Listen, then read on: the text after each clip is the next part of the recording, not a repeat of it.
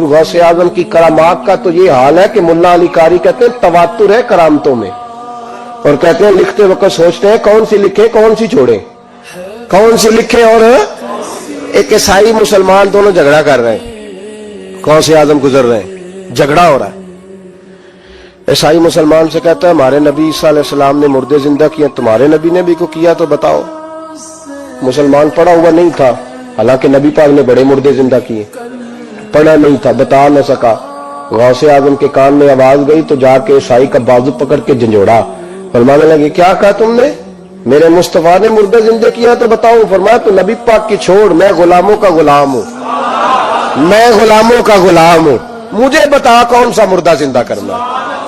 तू छोड़ हुजूर की बात ना कर, मैं गुलामों का गुलाम हूं, मुझे बता कौन सा मुर्दा जिंदा करना है। पुरानी कब्र पे ले गया, कहने लगा जी अगर ना हुआ तो।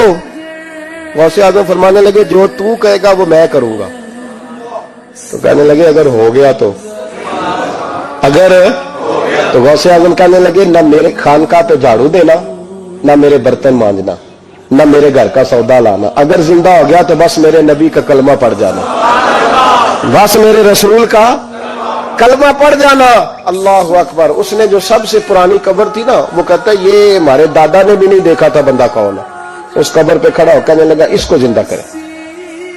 तो गौसे आजम रदी अल्लाह तआला अन्हु कब्र के सराहने खड़े हुए तो दुआ करने लगे, कहने लगे मौला अपने लिए नहीं तेरे रसूल के लिए। फिर फरमाया कुम बेइज़्निल्लाह, उठ अल्लाह के हुक्म के साथ। एक औरत कलमा पढ़ती हुई खड़ी हो गई, खड़ी हो गई, और खड़ी होकर उसने पहला जुमला कहा तो कमाल कर दी। कहने लगी मेरे नसीब देखो, मैं बनी इसराइल की थी, अब्दुल कादर तेरे सदके जाऊं, तूने मुझे खड़ा किया है तो अल्लाह ने मुझे मुस्तफा का कलमा पढ़ने की तौफीक दे दी। तेरे कुर्बान जाऊं अब्दुल कादर, तेरी क्या बात है। अब वो बंदा दौड़ दौड़ के गौसे आजम के कदमों में आया, फरमाने लगे ना कलमा मेरे मुस्तफा का पढ़ना है, हुजूर का गुलाम बनना है। ओ भाइयों, हजरत शेख अब्दुल कादिर जिलानी, हुजूर गौसे आजम रदी अल्लाह तआला अन्हु, मामूली बात ना समझना, हुजूर गौसे आजम रदी अल्लाह तआला अन्हु फरमाते हैं मैं कदम न लगाऊं तो अल्लाह विलायत ही न दे। हजरत गौसे पाक जिलानी शेख अब्दुल कादिर रदी अल्लाह तआला, गौसे आजम दरमियाने औलिया चू मोहम्मद दरमियाने अंबिया। गौसे आजम का वलियों में वही मकाम है जो नबियों में रसूल करीम का मकाम है। हजरत गौसे पाक रदी अल्लाह तआला अन्हु को अल्लाह ने बड़े एजाज़ात से नवाजा। एक एजाज़ अल्लाह ने ये दिया कि माँ की तरफ से हुसैनी है, बाप की तरफ से हसनी सैयद, नाना भी अल्लाह के वली, दादा भी अल्लाह के वली, फुफ्फी भी अल्लाह की बहुत बड़ी वली है, बहुत बड़ी वली।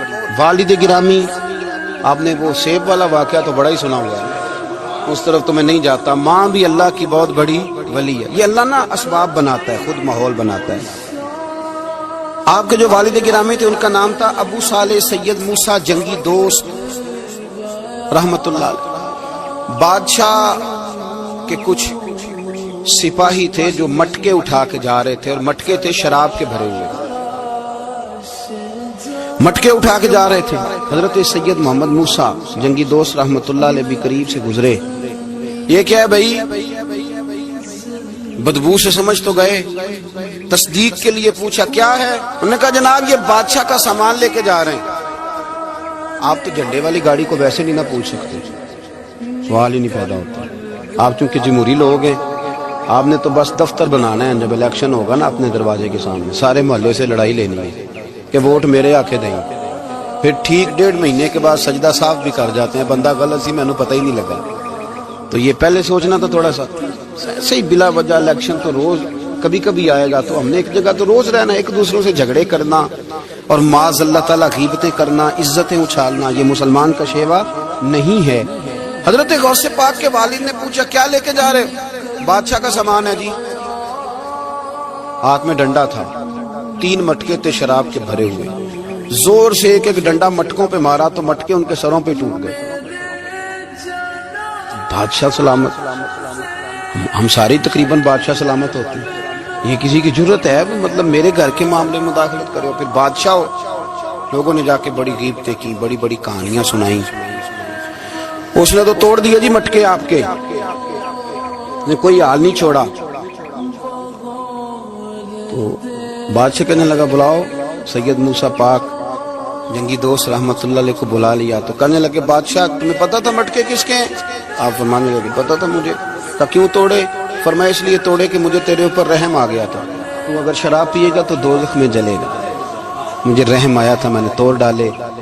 تو کہنے لگا آپ کون ہیں؟ آپ فرمانے لگے میں محتسب ہوں, میری حساب کتاب لینے کی ڈیوٹی ہے. محتسب ہوں, غلط آدمی کا حساب کروں گا.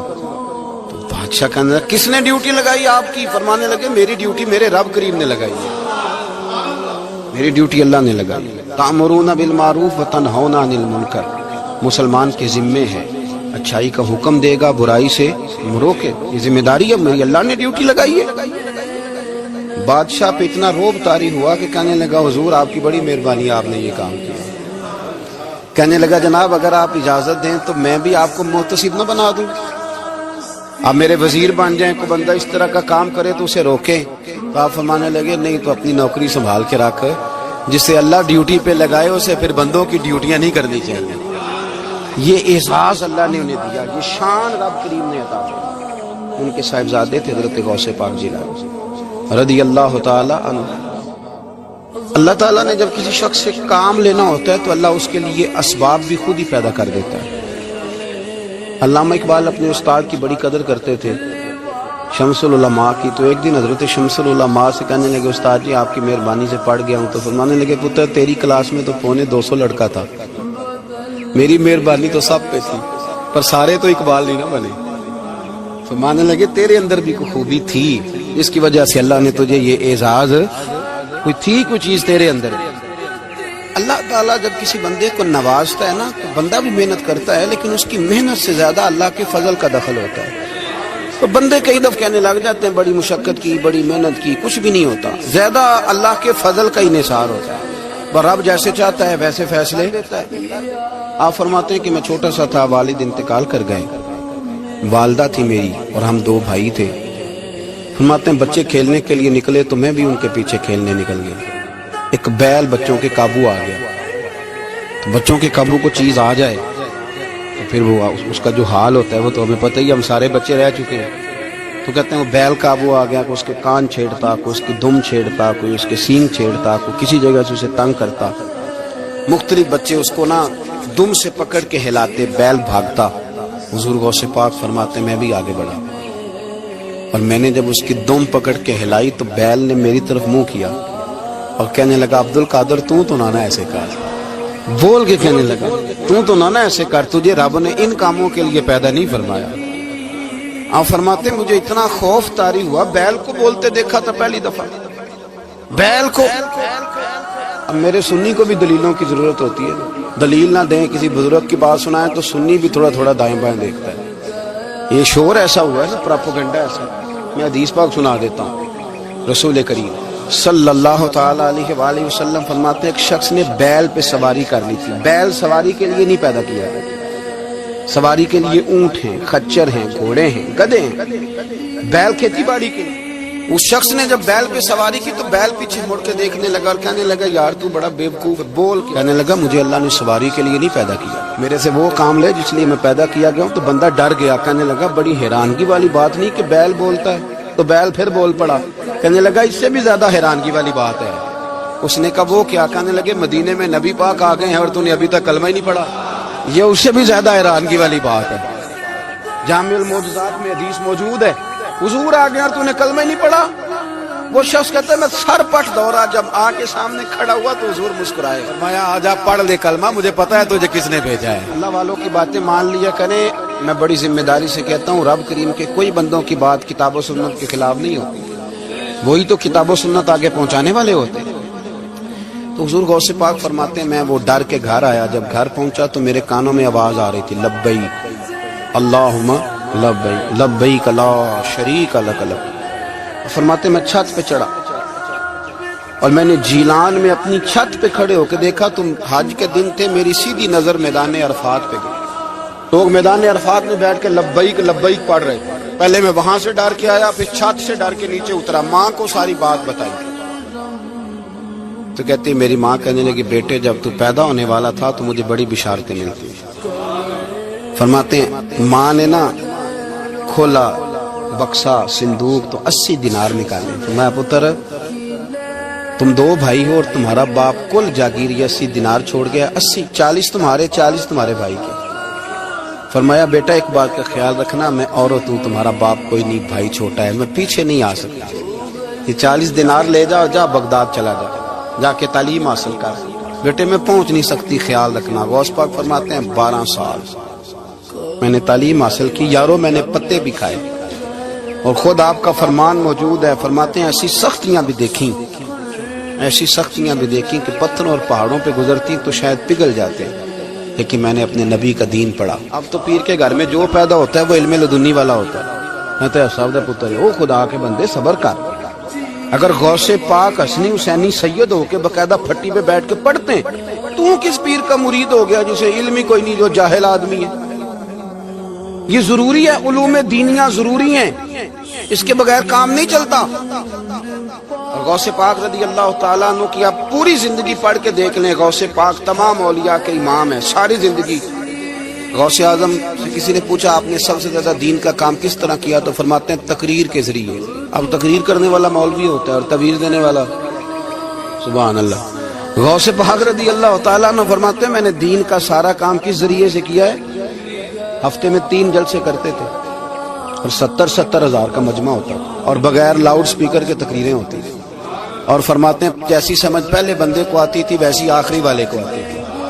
لوگوں نے کہا حضور یہ کرم کیسے ہوا؟ فرمانے لگے میں نے جب تعلیم حاصل کر لی تو بولنا آتا ہی نہیں تھا, تو میں بڑا پریشان ایک دن سو گیا تو خواب میں رسول کریم کا دیدار نصیب ہوا.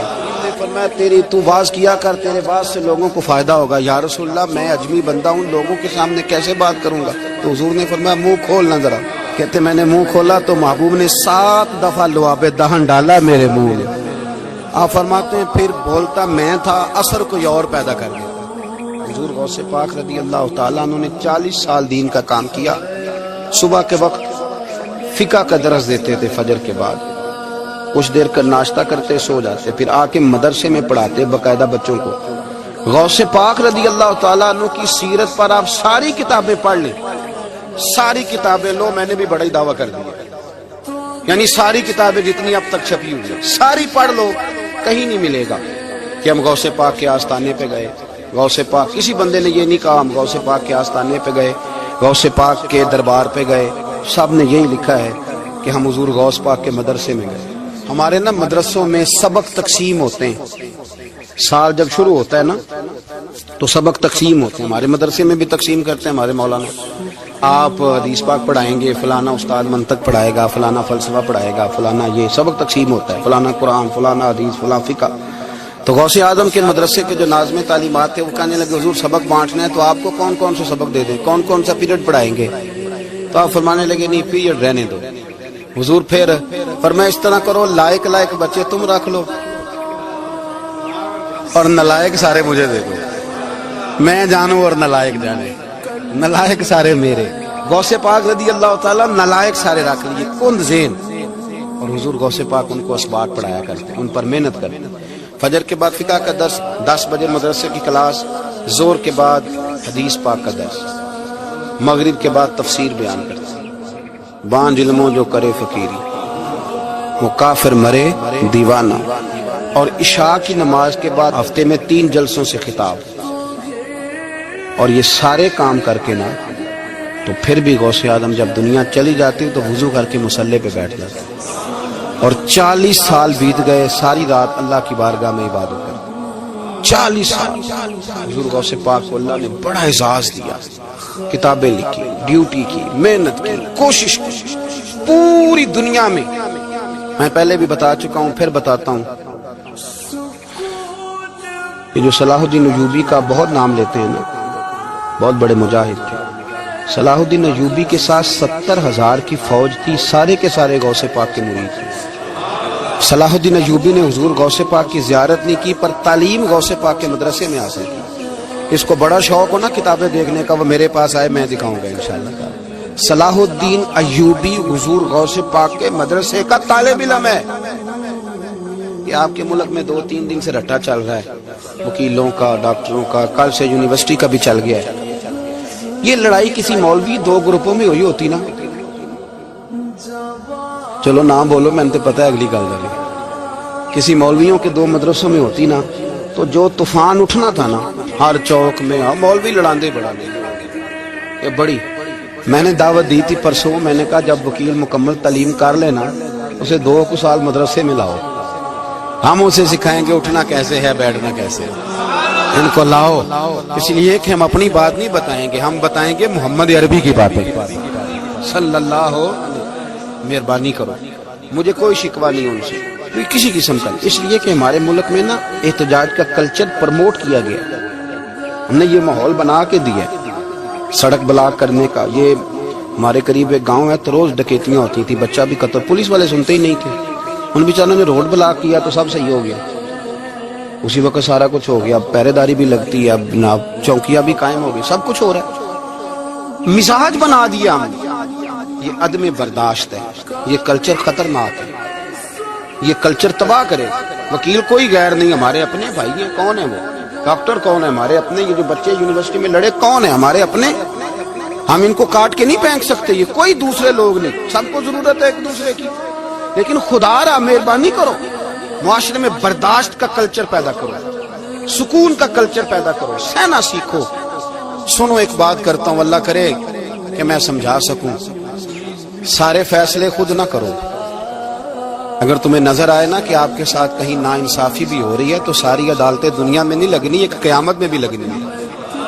ہاں امام حسن کو زہر دے دیا گیا تو امام حسین کہنے لگے بھائی بتاؤ کس نے دیا ہے؟ فرمایا حسین اگر وہی وہ نہیں جس پر مجھے شک ہے تو میں کسی آدمی کا بلا وجہ تمہیں نام کیوں بتا دوں؟ کہا پھر بھائی آپ اشارہ تو نہیں بتا دیں؟ تو فرمایا حسین اگر وہی ہے نا جس پر مجھے شک ہے تو پھر بھی میں نے فیصلہ اپنے رب پہ چھوڑ دیا۔ فرمایا میرے رب سے زیادہ بہتر فیصلے کرنے والا کوئی موجود؟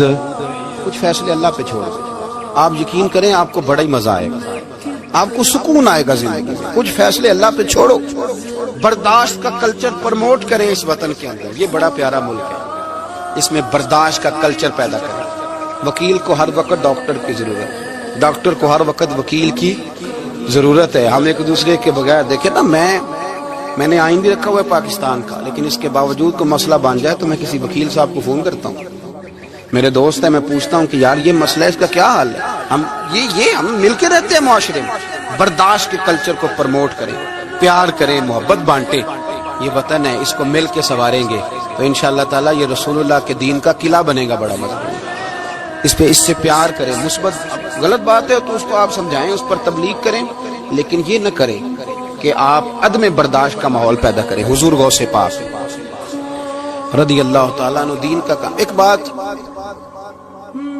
اللہ والوں کے پاس لوگ دعاؤں کے لیے جاتے ہیں، کیوں جاتے ہیں؟ سنو، میرے ساتھ ایک شخص رہتا ہے، صبح سے شام تک میری ڈیوٹی کرتا ہے، نوکری کرتا ہے، خدمت کرتا ہے، گاڑی چلاتا ہے، یہ کرتا ہے وہ کرتا ہے۔ ایک صاحب ہیں جو 3 سال کے بعد ملتے ہیں، وہ جو 3 سال کے بعد ملتے ہیں وہ شکوہ کرتے ہیں کہ پیر صاحب اس کی بات زیادہ مانتے ہیں۔ پیر صاحب اب کدھر جائیں، یہ سارا دن پیر صاحب کی مانتا ہے۔ نہیں سمجھ آ رہی ہے آپ کو بات؟ یہ مزاج ہے نا جی، ایک بندہ سارا دن دنیا داری کرے، مال کمائے، پتہ نہیں جھوٹ بولے، بڑا کچھ کرے، اور ایک اللہ کا ولی جو اپنا بنائے کچھ نہ، سارا دن رسول اللہ کی باتیں کرے، سارا دن اللہ کے دین کی خدمت کرے، اور بھائی وہ جب ہاتھ اٹھاتا ہے تو پھر اللہ اس کی بات کو قبول کرتا ہے۔ کچھ میرے خاص ہیں، کچھ تیرے خاص ہیں، تو کچھ رب کے بھی خاص ہیں، اور اس پر بھی میں پہلے آیت پڑھ لوں گا تاکہ دلیل مضبوط ہو جائے۔ اللہ فرماتے ہیں واللہ یختص برحمتہ من یشاء، فرمایا میں نے کچھ بندوں کو اپنی رحمت سے اپنا خاص بنا دیا۔ کچھ بندے اللہ کے بس اللہ کی بارگاہ میں وہ دعائیں کرتے ہیں تو اللہ قبول فرما لیتا ہے، پتر اللہ ہی دیتا ہے، لیکن اللہ کا ولی دعا تو کر سکتا ہے نا۔ اللہ کا ولی، میری بات کی سمجھ آ رہی ہے؟ بیٹا کون دیتا ہے؟ اللہ۔ حضرت محدث اعظم رحمۃ اللہ علیہ کے پاس ایک شخص نے آ کے کہا جی ولی اللہ بیٹا دے سکتا ہے؟ آپ فرمانے لگے ولی اللہ اللہ سے ملا سکتا ہے؟ جی وہ تو ہے ہی ولی اللہ، تو اس نے ملا دینا ہے. تو فرمایا جو اللہ سے ملا دے بیٹا تو چھوٹی سی بات ہے. تو دیکھ نہ کہ جو اللہ تک تجھے لے گیا تو پھر پتر پیچھے رہ گئے. لیکن بیٹا دیتا کون ہے؟ بول کے بتائیں. بول کے اللہ دیتا ہے. دعا کون کرتا ہے؟ اللہ کا ولی دعا کر دیتا ہے. بی بی آ گئی روتی ہوئی غوث پاک کے پاس، کہنے لگی 6 بیٹیاں ہیں. خامد اور سسر کہتے ہیں کہ 7ویں بھی بیٹی ہوئی تو طلاق دے دیں گے.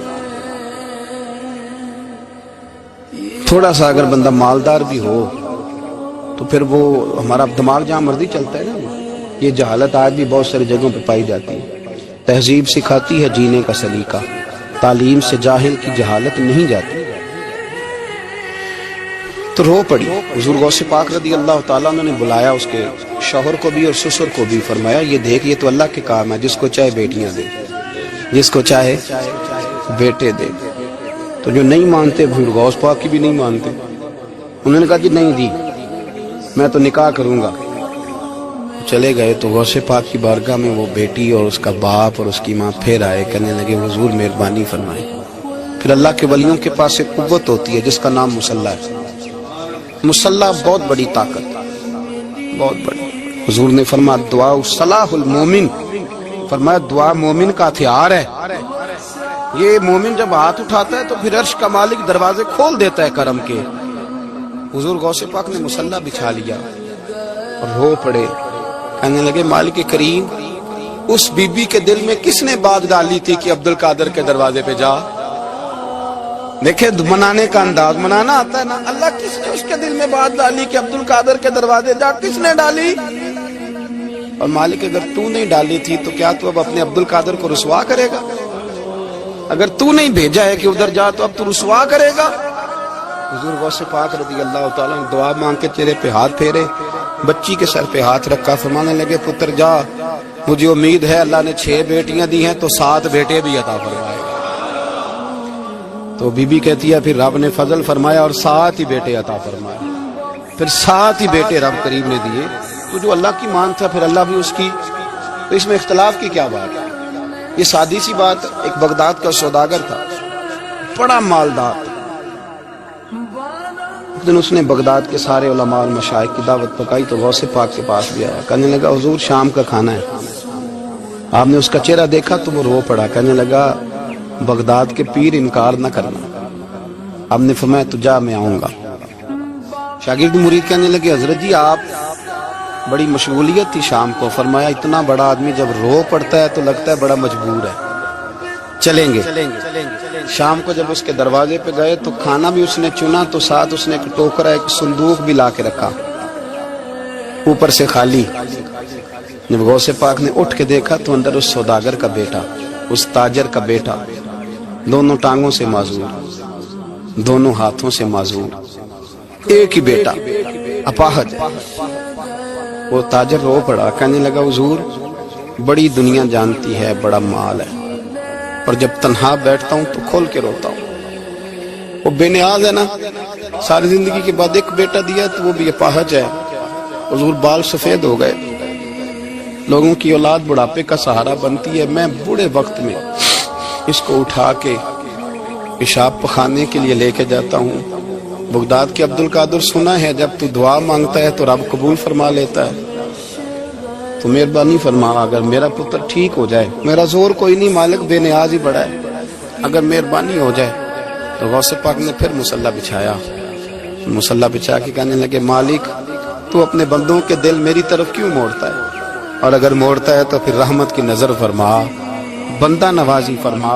ایک باپ اتنے رو رو کے آنسو بہا رہا ہے تو کرم نوازی فرما. حضور غوث پاک نے ابھی چہرے پر ہاتھ نہیں پھیرے کہ بچہ اللہ اکبر کہتا ہوا صندوق سے باہر نکل آیا. اللہ تبارک و تعالیٰ نے نا ہمارے محبوب کریم علیہ السلام کو دنیا میں بھیجا تو فرمایا یا ایھا الناس قد جاءکم برہان من ربکم، اے لوگو تمہارے پاس تمہارے رب کی دلیل آ گئی. اللہ تبارک و تعالیٰ نے محبوب پاک علیہ السلام کو سراپا دلیل بنا کے بھیجا. باقی انبیاء کرام علیہم السلام کے پاس بھی اپنی نبوت کے دلائل کے طور پر بے شمار معجزات تھے، اور حضور کریم علیہ السلام کے تو پورے وجود کو ہی اللہ نے معجزہ بنایا. اور نبی پاک صلی اللہ تعالی علیہ وآلہ وسلم کی نبوت کی دلیلیں، حضور کے رسالت کے مستحکم دلائل جگہ جگہ آپ کو ملیں گے۔ سب سے پہلی چیز تو یہ سمجھنے والی ہے کہ نبی پاک علیہ السلام نے جس چیز کو سب سے پہلے اپنی نبوت کی دلیل کے طور پر بیان فرمایا وہ حضور کا کردار ہے، سیرت ہے، عمل ہے، حضور کا لوگوں کے ساتھ رویہ ہے۔ نبی پاک علیہ السلام کی تبلیغ کے 3 دور ہیں۔ ایک تو حضور نے اپنے قول سے تبلیغ فرمائی، 40 سال کی عمر سے محبوب نے اعلان فرمایا اور تبلیغ کی، اور ایک نبی پاک صلی اللہ تعالی علیہ وسلم بالواسطہ حضور کی تبلیغ ہے جو آج تک جاری ہے۔ امت کے علماء، مشائخ، مبلغین حضور کے دین کو آگے پھیلا رہے ہیں، تو دراصل یہ بھی تبلیغ رسول پاک علیہ السلام ہی کی تبلیغ۔ اور ایک حضور کی تبلیغ کا دور ہے، حضور کی پیدائش سے لے کر ولادت مبارکہ سے لے کر حضور علیہ السلام کے اعلان نبوت تک۔ اس دوران نبی پاک نے جو تبلیغ فرمائی ہے وہ اپنے کردار سے فرمائی۔ عرب کا وہ معاشرہ جو بڑا میلا کچیلا گدلا ہو چکا تھا، جس کے اندر سراسر مادہ پرستی کا زور تھا، جس کے اندر لوگ انسانوں کی خرید و فروخت کرتے تھے، جس کے اندر بیٹیوں کو زندہ دفن کر دیتے تھے، جس کے اندر جو آدمی جتنا زیادہ مضبوط ہوتا تھا اتنا زیادہ لٹیرا بن جاتا تھا، اس معاشرے کے اندر رسول کریم علیہ السلام نے 40 سال گزارے، اور اس طرح گزارے کہ جو بیگانے بھی تھے وہ بھی کہا کرتے تھے یہ صادق ہے، یہ امین ہے۔ اور جب حضور نے اعلان نبوت کیا تو فرمایا، یہ قرآن مجید کے لفظ ہیں، فرمایا فَقَدْ لَبِثْتُ فِيكُمْ عُمَرًا مِّن قَبْلِهِ أَفَلَا تَعْقِلُونَ، میں تمہارے بیچ عمر کا ایک حصہ گزار چکا ہوں، تمہیں عقل نہیں ہے، شعور نہیں ہے۔ نبی کریم علیہ السلام نے اپنے کردار کو، اپنے عمل کو اپنی نبوت کی دلیل کے طور پر بیان فرمایا۔ وہ تو حضرت حلیمہ بھی فرماتی ہیں نا، جب میں نبی کریم علیہ السلام کو اپنے گھر لے گئی تو میرا اپنا بچہ بھی دودھ پیتا تھا، 2 میرے بیٹے ہو گئے، ایک میری یہ نسلی اولاد اور حضور میری رضائی اولاد۔ تو کہتی ہے جب میں کریم محبوب علیہ السلام کو اپنے سینے سے لگاتی تھی تو حضور میرے ایک پستان سے دودھ پیتے تھے اور دوسرا اپنے بھائی کے لیے چھوڑ دیا کرتے۔ یہاں سے رسول کریم علیہ السلام نے کردار کے ذریعے تبلیغ اور پھر اعلان نبوت سے پہلے ایک تنظیم عرب کے جوانوں پر، عرب کے سرداروں پر مشتمل بنائی گئی، جس میں نبی کریم علیہ السلام نے بڑا حصہ لیا، سرکار نے، اور بڑے اہم لوگوں کو شعور حضور نے عطا فرمائے۔ وہ اس جماعت کا فیصلہ تھا کہ ہم سارے جوان، سارے بڑے لوگ ملیں گے، یہ حضور کے اعلان نبوت سے پہلے کی بات ہے، ہم بڑے لوگ ملیں گے، کسی بڑے کو کسی چھوٹے پر ظلم نہیں کرنے دیں گے، کسی آدمی کو کسی غریب کا حق نہیں کھانے دیں گے۔ حضور علیہ السلام نے نا اپنی کردار سے، اپنے عمل سے، اور آپ کا جو عمل ہوتا ہے نا وہ اصل ہوتا ہے، ایک ہوتا ہے آپ کوئی بات کرتے ہیں اور ایک ہوتا ہے کہ آپ کوئی عمل کرتے ہیں۔ آپ جب عمل کرتے ہیں تو عمل کے ذریعے بھی لوگوں تک بات پہنچتی ہے کہ دراصل آپ کا اٹھنا بیٹھنا چلنا پھرنا کیا ہے۔ میرے رسول کریم علیہ السلام کا اٹھنا بھی ایک نبی کا، بیٹھنا بھی ایک نبی کا، بات کرنا بھی ایک نبی کا، معاملات زندگی کرنا بھی ایک نبی کا، لین دین کرنا بھی ایک نبی کا۔ ایک شخص کہتے ہیں میں نے اعلان نبوت سے پہلے حضور علیہ السلام سے کوئی چیز خریدی تھی اور میں نے عرض کیا تو آپ یہاں تشریف رکھے، میں پیسے لے کے آتا ہوں، میں 3 دن کے بعد آیا۔ دیکھو یہ بات کرنی کتنی آسان ہے، بولنی کتنی آسان ہے، پر 3 دن یہاں میرے بھائی کو کسی شخص کو 2 گھنٹے انتظار کرنا پڑ جائے تو لوگ کہتے ہیں الانتظار وشد من القتل، یہ تو قتل سے زیادہ تکلیف والا معاملہ ہے منتظر رہنا کسی کا۔ کہتے 3 دن کے بعد میں آیا تو میرے رسول کریم وہیں تشریف فرما، بس اتنا فرمایا یار تم نے مجھے بڑی تکلیف میں ڈال دیا، 3 دن ہو گئے یہاں رکے ہوئے۔ تو حضور نے اپنے کردار کو، اپنے عمل کو، اپنے معاملات کو سب سے پہلے اپنی نبوت کی دلیل کے طور پر پیش کیا۔ اسی لیے کیا خوب کہا تھا کہ جو تیری جان کے دشمن ہے وہ بھی کہتے ہیں، بظاہر تو آئے ہیں نا ہجرت کی رات جان لینے، لیکن امانتیں حضور کے گھر میں رکھی ہوئی ہیں، امانتیں کاشانہ نور پہ پڑی ہے۔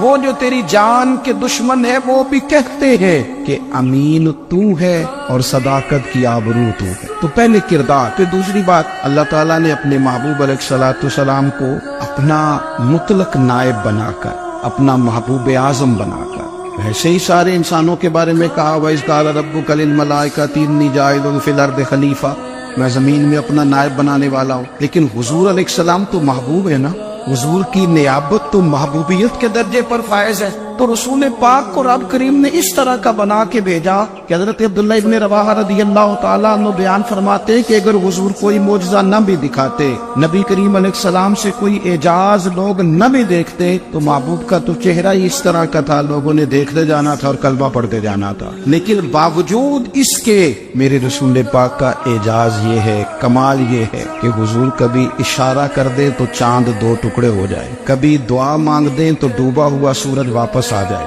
कभी महबूब गुजरने लगे तो पत्थर आप पर सलाम पड़े, कभी हुजूर पहाड़ पर चढ़ जाए तो पहाड़ वज्द में आकर झूमने लगे, महबूब का कभी नमाज पढ़ाते इरादा बन जाए तो अल्लाह ताला किबले का रुख ही तब्दील फरमा दे। क्या खूबसूरत सोच है और क्या नजरिया देते हैं बरेली के इमाम। फरमाते इजाबत का जोड़ा इनायत का सेहरा दुल्हन बन के निकली दुआए मोहम्मद, और इजाबत में झुक कर गले से लगाया बड़ी नाद से जब दुआए मोहम्मद। देखो खुदा की रजा चाहते हैं दो आलम, खुदा चाहता है रजाए मोहम्मद सल्लल्लाहु ताला अलैहि वसल्लम। और एक मकाम पे फरमाते हैं नाइबे दस्ते कुदरत पे लाखों सलाम, नाइबे दस्ते कुदरत पे लाखों सलाम। तो अल्लाह ताला ने नबी पाक सल्लल्लाहु ताला अलैहि वसल्लम को जो एजाज। फिर एक और बात, हुजूर उम्मी है, दुनिया में आकर महबूब ने किसी से पढ़ा ही नहीं। मेरे महबूब ने जितना पढ़ा है रब करीम से पढ़ा है। हर रहमान वल्लमल कुरान खलकल इंसान, रहमान ने कुरान सिखाया फिर इंसान बनाया। अल्लाह तबारक व तआला की बारगाह करम से हुजूर ने लिया। रसूल करीम उम्मी है, ये भी हुजूर की नबुव्वत पर एक बड़ी दलील। देखो एक होता है कोई आदमी बचपन से ही किसी चीज से शगफ रखे और जब उसकी उम्र बड़ी हो जाए तो कहते हैं इसका तजर्बा बड़ा हो गया, ये पहले कुछ शेर कहता था, कोई अदबी जुमला कहता था, तो अब इसकी ये काम करते करते उम्र बड़ी हो गई है तो रसूख हासिल हो गया। 40 साल की उम्र मुबारक तक नबी करीम ने एक शेर भी नहीं कहा। हुजूर अलैहिस्सलातु वस्सलाम ने कभी कोई ऐसी बात, वैसे तो हुजूर की हर बात हिकमत वाली, लेकिन जिसको अरब के लोग अपने लहजे में शायरी या अपने लहजे में अदब कहते थे वो हुजूर ने बयान नहीं फरमाया। लेकिन जब 40 साल की उम्र में ऐलान नबुव्वत किया तो फिर बड़े बड़े फसीह बली, बड़े बड़े सियाने तुफैल बिन अमर कहते हैं कि उस शख्स को भी मैंने देखा जिसे बड़ा नाज था अपनी फसाहत और बलागत पर, और जब वो हुजूर के पास आया और उसने आके कुछ बातें की तो महबूब खामोशी से सुनते रहे, और जब वो चुप कर गया तो मेरे करीम ने सिर्फ सूरह फातिहा पढ़ी। कभी उठता था, कभी बैठता था, कभी गौर करता था, कभी दाएं जाता था, कभी बाएं जाता था। फिर कहने लगा बताओ ना कलाम किसका है। फरमाया उस रब का, उस रब का, उस रब का जिसका मैं रसूल बन के आया हूँ। नबी करीम सल्लल्लाहु ताला अलैहि वसल्लम उम्मी है, लेकिन हुजूर ने कायनात के राजों से पर्दे हटा दिए। नबी करीम ने जीने के सलीके बता दिए। हुजूर ने हर शख्स को उसके मकसद हयात से आगाह कर दिया। नबी करीम अलैहिस्सलाम ने वो फलसफा हयात बयान किया कि लोगों को सिर्फ जीने में मजा नहीं आया, मरने में भी मजा आने लगा। लोग आगे बढ़ बढ़ के जाने पेश करने लगे, अपनी औलादें कुर्बान कर, जो फलसफियों से खुल न सका और नुक्ता बरों से हल न हुआ, वो राज एक तैबा वाले ने बतला दिया चंद इशारों में। महबूब करीम उम्मी है, लेकिन हुजूर ने इस तरह दुनिया को सिखाया, इस तरह दुनिया को पढ़ाया, इस तरह हुजूर ने इल्म के चिराग और दीप रोशन किए कि क़यामत तक जिसे रोशनी मिलेगी ना उसे सिर्फ दरवाजा मुस्तफा से मिलेगी, उसे रसूल करीम अलैहिस्सलाम के तारे दौलत से मिले। कुछ लोगों ने कहा कि अपने पास से आयात बना के लाते, अपने घर में बैठ के दावे कर लेना तो कोई मुश्किल काम नहीं ना होता, सारे लोग ही कर लेते। बल्कि वो हमारे एक बुजुर्ग कहा करते थे ख्याली पुलाव पकाइए कि वो कदे भी काट न पाइए, क्योंकि कौन सा पैसों का डाल रहे हैं, ज्यादा डाले हम और ज्यादा डाले। बहुत सारे लोग हैं आज भी, कुछ लिबरल है बेचारे, कुछ दीन बेजार तबका है, तो वो कहते हैं जनाब हमें तो जदीद बातें बताएं, हमें तो नए उसलूब के मुताबिक लेके चले, हमें तो ओ भाई सुन, मेरे नबी पाक अलैहिस्सलाम ने फरमाया मेरा कुरान कभी पुराना नहीं हो, इसे पढ़ के देख, इसकी जिद्दत का हुस्न देख, ये तो खिला हुआ बाग है। तो एक दफा इसके करीब आएगा तो खुशबू मिलेगी, दूसरी दफा आएगा तो उससे ज्यादा ताजी मिलेगी, एक दफा फल खाएगा तो मजेदार होगा, दूसरा खाएगा हो सकता है शक्ल मिलती जुलती हो लेकिन जायका बड़ा निराना होगा। तो आ तो सही ना। जब कुछ लोगों ने कहा ये खुद से बना के आयात लाते हैं तो फरमाया भाई कुंतुम फी रैबिन मिम्मा नज़्ज़लना अला अब्दिना फातू बिसूरत, अगर तुम्हें कोई शक है इसमें जो हमने अपने बंदा खास में नाजिल किया है तो तुम भी इस जैसी एक आयत बना के लाओ। और चलो चैलेंज खुला दे दिया, फरमा वदउ शुहदाअकुम मिन दूनिल्लाह, اللہ اور اللہ والوں کو چھوڑ دو، تفسیری ترجمہ عرض کر رہا ہوں، یعنی صحابہ کو چھوڑ دو، حضور کے ماننے والوں کو چھوڑ دو، باقی ساری دنیا کے کافر اکٹھے ہو جاؤ، ایک آیت بس قرآن جیسی لے کے آؤ، ایک آیت لے کے آؤ، ان کو تم صادقین، اگر تم سچے ہو۔ جوانوں سنو، کہا ایک آیت، اور یہ چیلنج آج تک قرآن مجید کا موجود ہے، آج تک وَإِن كُنتُمْ فِي رَيْبٍ مِّمَّا نَزَّلْنَا عَلَىٰ عَبْدِنَا فَأْتُوا بِسُورَةٍ مِّن مِّثْلِهِ، تم قرآن کے مقابلے کی ایک صورت لے کے آؤ اور سارے حمایتی اکٹھے کر لو اپنے۔ ان کنتم صادقین، اگر تم سچے ہو۔ جواب تو ادھر سے آنا تھا نا، لیکن کائنات کے رب نے جواب بھی خود دیا، فرمایا فَإِن لَّمْ تَفْعَلُوا وَلَن تَفْعَلُوا، اگر تم نہ لا سکے، اور فرمایا تم لا سکتے بھی نہیں، نہ خنجر اٹھے گا نہ تلوار تم سے، یہ بازو میرے آزمائے ہوئے، وَلَن تَفْعَلُوا، تم لا بھی نہیں سکتے، فَاتَّقُوا النَّارَ الَّتِي وَقُودُهَا النَّاسُ وَالْحِجَارَةُ، پھر اس آگ سے ڈر جاؤ جس کا ایندھن آدمی اور پتھر ہے۔ اُعِدَّتْ لِلْكَافِرِينَ، بنائی کافروں کے لیے، مومنوں کے لیے تو رب نے جنت بنائی ہے۔ اُعِدَّتْ لِلْكَافِرِينَ، یہ دوزخ اللہ نے کن کے لیے بنائی ہے؟ اُعِدَّتْ لِلْكَافِرِينَ، کہتے ہیں کافر کے لیے بنایا۔ تو اللہ تبارک و تعالیٰ نے میرے رسول پاک صلی اللہ تعالیٰ علیہ وسلم کو وہ کتاب عطا فرمائی، اور پھر حضور کی فصاحت و بلاغت، معرفت۔ دیکھو، ایک ہوتا ہے گھنٹوں باتیں کرنا، ایک ہوتا ہے کئی والیم پر مشتمل، کئی جلدوں پر مشتمل کتب کا لکھنا، اور ایک ہوتا ہے کسی بندے کا ایک بات کرنا اور سامنے والے کی طبیعت کو اتنا جگا دینا کہ اگلی بات فوراً ہی اس کی سمجھ میں آ جائے۔ اور حضور نہ کسی کی انا کو نہیں جگاتے، ہم بعض اوقات کسی سے خطاب کرتے ہیں، بات کرتے ہیں تو سامنے والے کی انا کو جگا دیتے ہیں، ٹھیس پہنچاتا ہے، وہ کہتا چل پھر تگڑا ہو جائے، میں بھی آیا۔ حضور انا نہیں جگاتے تھے، میرے نبی پاک ضمیر جگاتے تھے، تاکہ وہ شخص فیض حاصل کر سکے، اسے کچھ ملے۔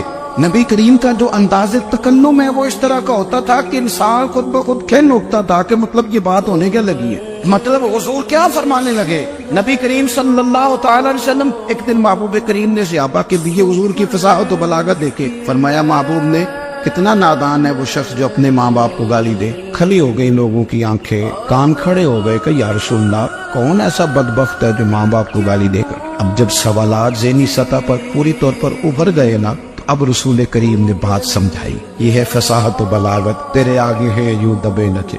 فصحا عرب کے بڑے بڑے، کوئی جان منہ میں زبان نہیں بلکہ جسم میں جان نہیں۔ یا رسول اللہ، کون ایسا نالائق ہے جو ماں باپ کو گالی دے؟ اب جب ذہنی سطح یہاں تک ابھر آئی تو اب حضور نے سمجھایا، اور میں جب تم کسی کے ماں باپ کو گالی دو گے نا تو وہ بھی تو جواب میں تمہارے ماں باپ کو دے گا، تو فی نفس ہی یہ تم نے خود ظلم کیا ہے اپنے ماں باپ۔ کیوں تم نے ایسا لہجہ اختیار کیا کہ جس سے سامنے والے کی انا جاگ جائے اور وہ تمہارے مقابلے میں آ کر کے کھڑا ہو جائے؟ کیوں تم نے اس طرح کے انداز اختیار کیے کہ جس سے سامنے والا بھی سارے پنجے کھڑے کر کے باہر نکل آئے کہ آ جاؤ پھر میں بھی میدان میں حاضر ہوں؟ رسول کریم کی فصاحت بلاغت دیکھیں نا، حضور 2-4 جملوں میں ساری بات سمجھا جاتے۔ ایک حدیث پاک اگر ہماری سمجھ میں آ جائے، ایک روایت، نبی پاک صلی اللہ تعالی علیہ وسلم نے فرمایا، خوبصورت مسلمان وہ ہے جو بے مقصد باتوں کو چھوڑ دے۔ لو، اس سے پوری زندگی سجائی جا سکتی ہے، ایک جملے سے۔ کوئی لمبی چوڑی باتوں میں جانے کی ضرورت نہیں، کہا خوبصورت مسلمان یہ ہے جو بے مقصد باتوں کو چھوڑ دے، نا یعنی باتوں کو۔ کیا کہتے ہیں ہمارے دیہات کے لوگ، جڑے پنڈ جانا نہیں ادھر راہ پوچھنے دی، لیکن آج کل لوگ باز آندے، یعنی جس بات کا بالکل تعلق نہیں نا وہ بات بھی کرتے جاتے، جس کا شعبہ ہی نہیں وہ بھی چھلانگ لگا کے اس میں آ جاتا ہے۔ ہم اپنا وقت ضائع کرتے، اپنی صلاحیتیں ضائع کرتے، اپنا نقصان کرتے، ہم اپنا کام صحیح کر کے نہیں کرتے اور دوسری ساری دنیا کو ٹھیک کرنا چاہتے ہیں۔ او بھائی، آپ جس جگہ جس شعبے سے تعلق رکھتے ہیں آپ اپنے معاملات میں مضبوطی پیدا کریں۔ حضور نے اپنی فصاحت کے ساتھ، بلاغت کے ساتھ لوگوں کو قائل کیا، اور قرآن مجید کی تاثیر کا یہ اثر میرے کریم رسول نے دکھایا کہ رات کو جب حضور بیٹھ کے قرآن پاک پڑھتے تھے نا، جب یاسین والے نبی خود یاسین کی تلاوت کریں، جب طٰہٰ والے محبوب خود طٰہٰ کی تلاوت کریں، غور کرو نا، جب مدثر والے محبوب خود ان جملوں کو ادا کریں، یعنی جن کے بارے میں آیت آئی ہے، جب وہی یہ آیت پڑھے کہ انا اعطیناک الکوثر، یعنی جن کا ذکر ہو رہا ہے، جب وہ یہ بات کرے کہ یا ایھا النبی انا ارسلناک شاہدا ومبشرا ونذیرا لتؤمنوا باللہ ورسولہ وتعزروہ وتوقروہ وتسبحوہ بکرۃ واصیلا، جن کے بارے میں آیت آئی ہے جب وہ یہ کہہ رہے ہوں کہ ورفعنا لک ذکرک، جب وہ کہہ رہے ہوں والضحیٰ واللیل اذا سجا، ذرا اس کیفیت کو دیکھیں جب محبوب خود پڑھ رہے ہوں، اور جو حضور پر آئی ہے اس کا ذائقہ، اس کا لطف، اس کا انداز، بھلا کیا ہوگا؟ حضور جب رات کو پڑھتے تھے نا قرآن پاک تو جو پکے کافر تھے نا، ابو جہل جیسے لوگ، وہ بھی جھاڑیوں میں چھپ چھپ کے مدینے والے کی تلاوت سنا کرتے، حضور کی تلاوت سنا کرتے تھے۔ یہی بہتر ہے کہ پردوں میں وہ پردہ پوش رہے، وہ اگر پردے ہٹا دے تو کسے ہوش رہے۔ رسول کریم علیہ السلام کی تلاوت کا سننا، قریب جانا، یہ اعجاز ہے۔ حضرت فاروق اعظم کہتے ہیں میں طبیعت کا بڑا ڈاڈا تھا، مزاج کا بڑا سخت تھا، زندگی ہمیشہ ڈٹ کر گزاری، باتوں پر کھڑا رہنا آتا تھا، پر جب میری بہن نے مجھے چند آیتیں سنائی نا تو میں تڑپ ہی گیا۔ کرو آیا سا مار مکامنے نو، ان مینو مار دے لے چلو، اوے متے عمر دی عمر برباد ہو جائے جتھے عمر سوار دے لے چلو۔ یہ اعجاز ہے رسول کریم صلی اللہ تعالی علیہ وسلم پر نازل ہونے والی کتاب کا۔ پھر حضور نے خبریں دی، نبی پاک نے خبریں دی، حضور نے فرمایا روم فتح ہوگا، وہ ہوا۔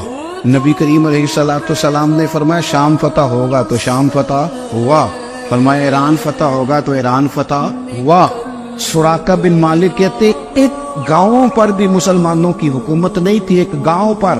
حضور مکہ مکرمہ سے نکل رہے تھے، مدینہ طیبہ تشریف لے جا رہے تھے، ابھی راستے میں تھے، میں 100 سرخ اونٹوں کے لالچ میں معاذ اللہ حضور کو گرفتار کرنے پہنچ گیا۔ محبوب نے حکم دیا، حضور کا معجزہ میں نے آنکھوں سے دیکھا، میرا گھوڑا زمین میں دھستا چلا گیا، میں نے معافی مانگی، حضور نے معاف کر دیا۔ میں نے سمجھا اچانک ہو گیا ہے، یہ منوانا بھی بڑا مشکل کام ہے۔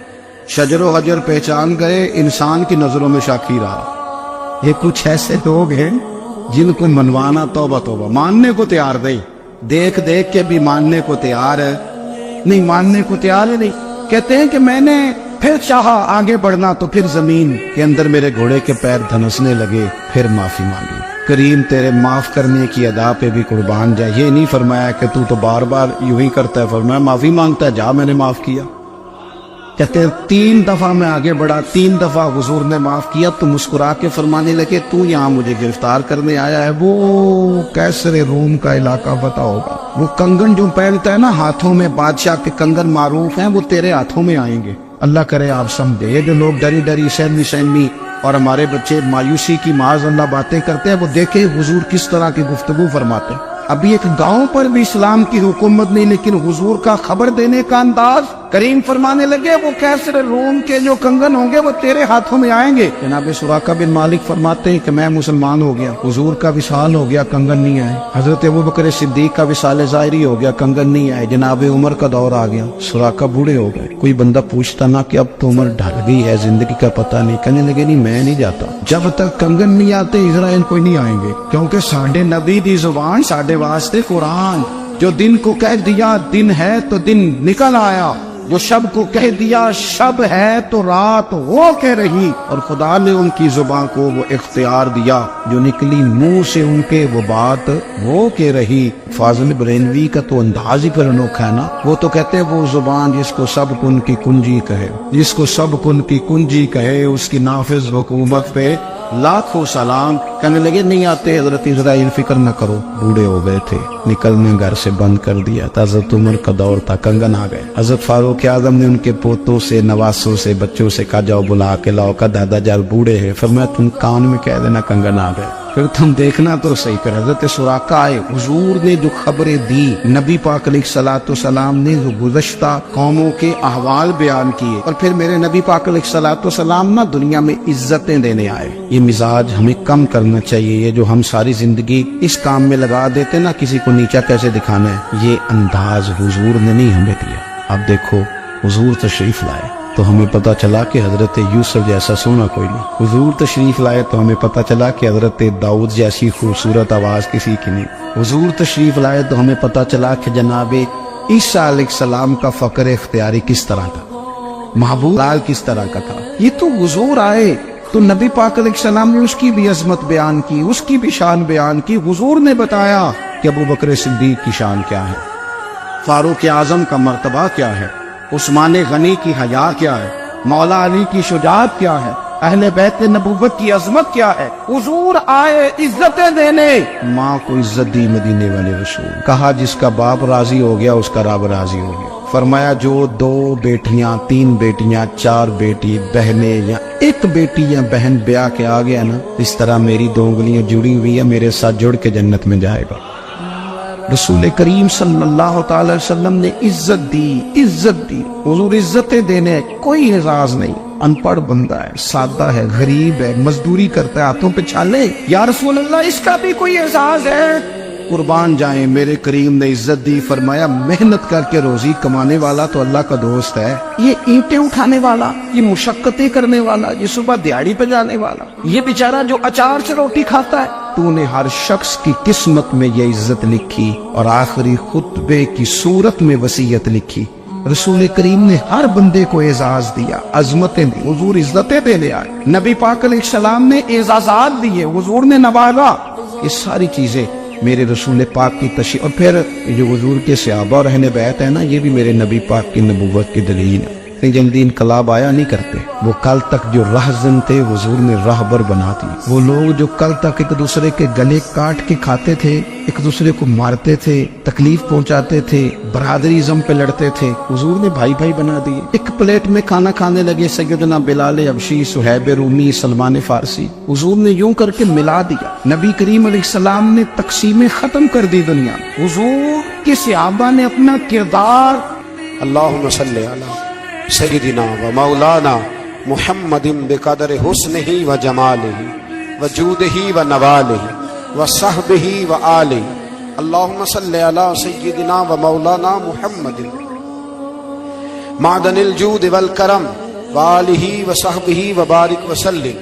یا ارحم الراحمین، یا ارحم الراحمین، یا قاضی الحاجات، یا مجیب الدعوات، یا حلال المشکلات، یا دافع البلیات، یا مسبب الاسباب، یا قاضی الحاجات، یا رحمان یا اللہ، یا کریم یا اللہ، یا ستار یا اللہ، یا غفار یا اللہ، یا کریم یا اللہ، یا عزیز یا اللہ، یا ستار یا اللہ. اے ہمارے پروردگار، 10 سال پورے ہو گئے.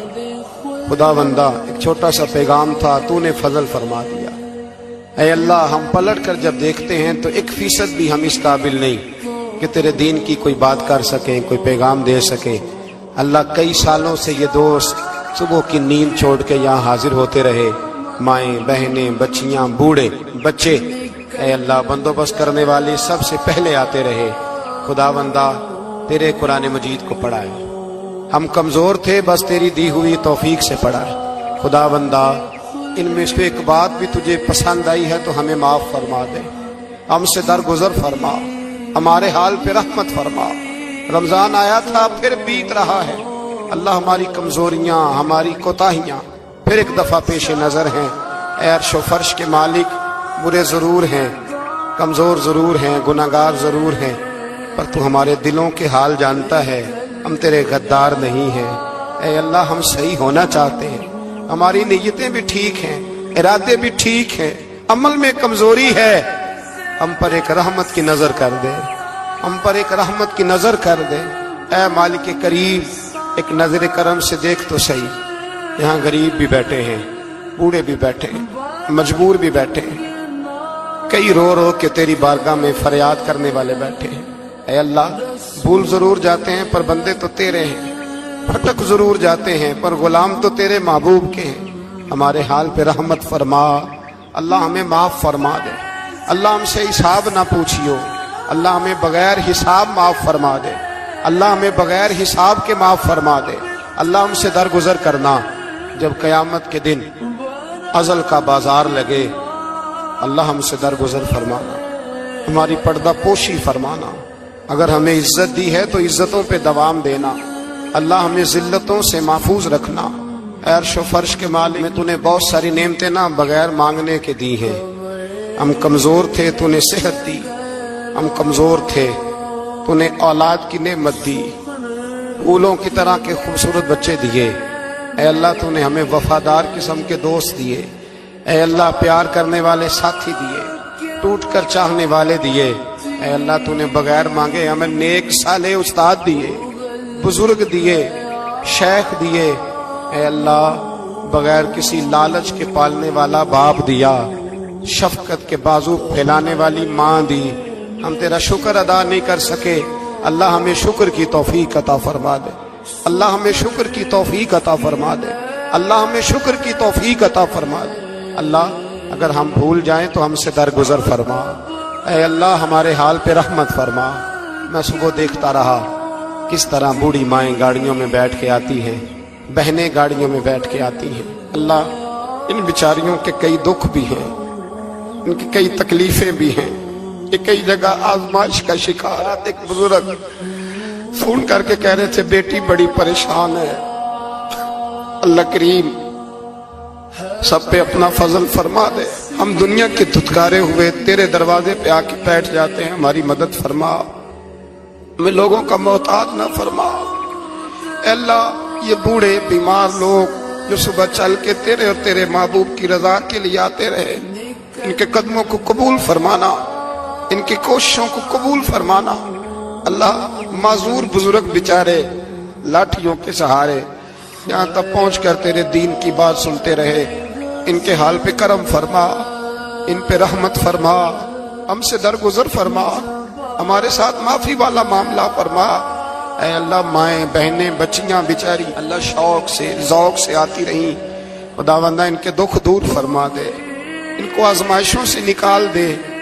جو بیچاریاں اولاد کے لیے روتی ہیں اور کہتی ہیں ایک بیٹی ہی مل جائے سسرال میں رہنے کے قابل ہو جاؤں، اللہ ان پہ رحم فرما دے۔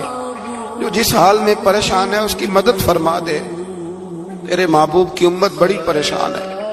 اے اللہ ختم قرآن کا موقع ہے، رمضان کی جاتی ہوئی گھڑیاں ہیں، اے اللہ پوری دنیا میں رسول اللہ کے غلاموں کا خون بہ رہا ہے۔ اے اللہ اتنی بڑی دنیا میں برما کے مجبوروں کو رہنے کو جگہ نہیں مل رہی، سالوں بیت گئے، کشمیر کی بچیاں روتی ہیں، اللہ فلسطین کی مائیں پکارتی ہیں، پاکستان کی سڑکوں پہ روز خون بہتا ہے۔ ہم نے بڑی بڑی کوشش کر کے بڑے بڑے لوگوں کے وعدوں پہ اعتبار کیا، اے اللہ اب تو ہماری مدد فرما، ہماری مدد فرما، غریبوں کی مدد فرما، یتیموں کی مدد فرما۔ اے اللہ جو سڑکوں پہ جھونپڑیوں میں ہیں ان کی مدد فرما، اے اللہ جو بیچارے چھابڑی فروش ہیں ان کی مدد فرما، جہاں جوان بچیاں ہیں ان کی مدد فرما۔ اے اللہ غریبوں کی مدد فرما، مجبوروں کی مدد فرما، اے اللہ تنگ دست لوگوں کی مدد فرما، بیماروں کو شفا دے دے، مقروضوں کو قرضوں سے رہا کر دے، تنگ دستوں کو وسعت دے دے۔ ہمارے وہ مشائخ، ہمارے وہ بزرگ جنہوں نے ہمیں یہاں تک پہنچایا ان کی قبروں پہ رحمتوں کا نزول فرما، ان پہ کرم نوازیاں فرما۔